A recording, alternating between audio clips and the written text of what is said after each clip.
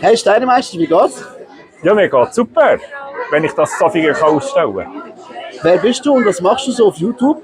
Ich bin der Steinemeister, ich bin YouTuber, seit mehr als 6 Jahren unterwegs und präsentiere Vlogs, aber auch Reviews von Sets um meine Steinestadt natürlich. Und früher habe ich noch viel Livestream gemacht. Ja.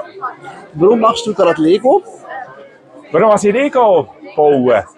Ja, ich finde Lego einfach cool, es ist kreativ, du kannst eigene Kreationen machen, du kannst aus diesen Steinen ganz viel zusammentun. Und Lego tut einfach abschalten vom Alltag.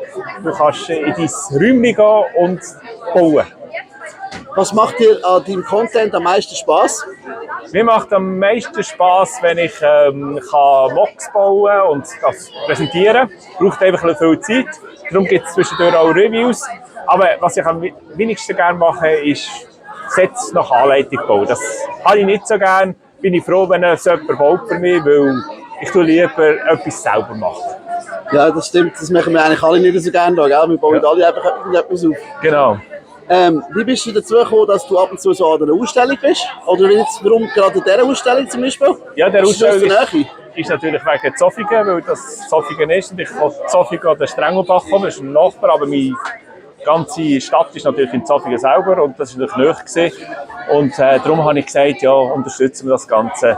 Das muss natürlich auch in die Presse reinkommen. Darum habe ich auch ein YouTube-Video gemacht mit einem Interview vom Ustögeli und so. Okay. Willst du mir da in der Stadt noch schnell 2 Sachen zeigen? Ja, ich kann da zeigen drauf. Also, man sieht, hier gibt es so eine Story, die man erklären kann. Ich probiere immer so eine Story zu erzählen. Hier zum Beispiel die Story vom Zahnarzt. Man hat natürlich das Problem immer, dass man zum Zahnarzt muss gehen, wenn man eben zu viel Leckereien essen. Und da unten dran hat es eine Bäckerei. Und du siehst, das ist alles sehr stabil, oder? Du kannst da Bäckerei. Und wenn du in der Bäckerei bist und dann zum Zahnarzt gegangen bist und die Zähne wieder schön getroffen sind, kannst du nachher zum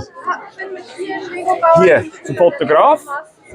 Und beim Fotograf kannst du nachher unten dran Blumen kaufen.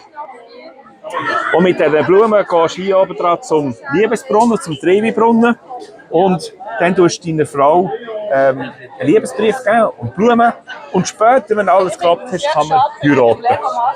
Das ist zum Beispiel so eine Story vom Ganzen. Nebendran singe ich natürlich gerne, darum habe ich das Umbaute hier deiner mitgebracht mit dem Elvis, der singt im Tonstudio. Und das schließt dann die Reihe. Darum habe ich auch mit YouTube angefangen. Ich wollte meine Songs mit Lego untermauern und habe dann nachher darum gebaut. Ja, top. Danke dir vielmals für das Interview. Merci. Und bis bald. Ciao.